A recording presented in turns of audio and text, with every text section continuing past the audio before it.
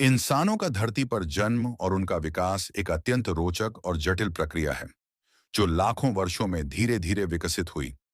यह कहानी केवल मनुष्यों की नहीं, बल्कि पूरे जीव जगत, पर्यावरण और समय के साथ बदलते भूगोल की भी है।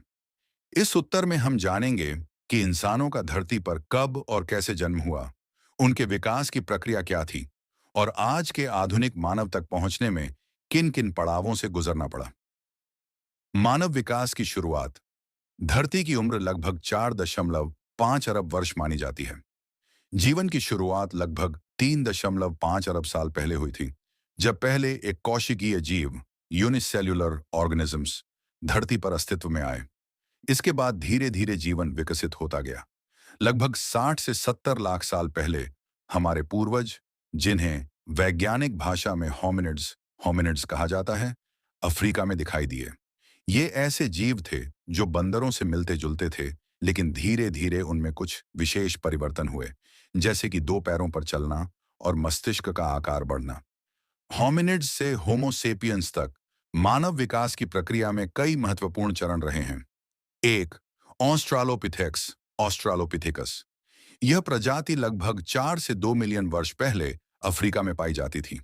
ये जीव बंदरों की तरह पेड़ों पर भी रहते थे, लेकिन जमीन पर चलने में भी सक्षम थे।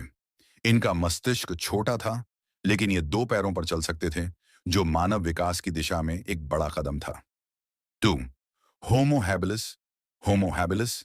लगभग 2.4 से 1.4 मिलियन वर्ष पहले अफ्रीका में रहने वाले ये जीव पत्थरों के औजार बनाने लगे थे। इन्हें हैंडमैन भी कहा जाता है, क्योंकि ये औजार बनाना और उपयोग करना जानते थे। 3, होमो इरेक्टस। लगभग 1.8 मिलियन वर्ष पहले से लेकर 3 लाख साल पहले तक जीवित रहे।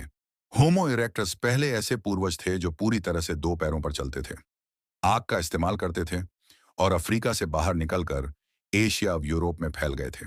ये बहुत ही महत्वपूर्ण कदम था, क्योंकि यह वैश्विक मानव उपस्थिति की शुरुआत थी। आधुनिक मानव, होमोसेपियंस। आधुनिक इंसान, जिसे होमोसेपियंस कहा जाता है, लगभग 3 लाख साल पहले अफ्रीका में प्रकट हुआ।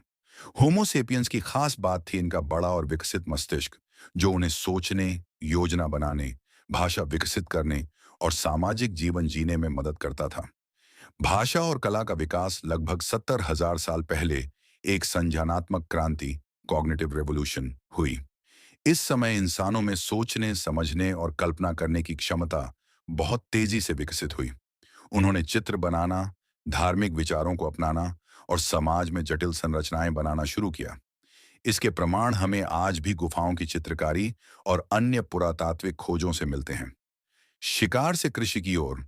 कृषि क्रांति लगभग 10,000 साल पहले इंसानों ने खेती करना शुरू किया।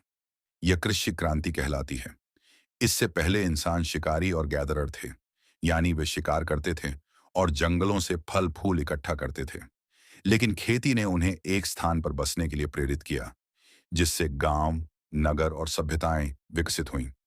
सभ्यताओं का उदय। कृषि क्रांति के बाद इंसानों ने नदियों के किनारे बसना शुरू किया, जैसे मेसोपोटामिया, टिग्रिस यूफ्रेटिस नदी, मिस्र, नील नदी, सिंधु घाटी, सिंधु नदी, और चीन, हुआंगहो नदी। यहीं से सभ्यताओं का जन्म हुआ। लेखन, व्यापार, कानून और शासन की अवधारणाएं विकसित हुईं।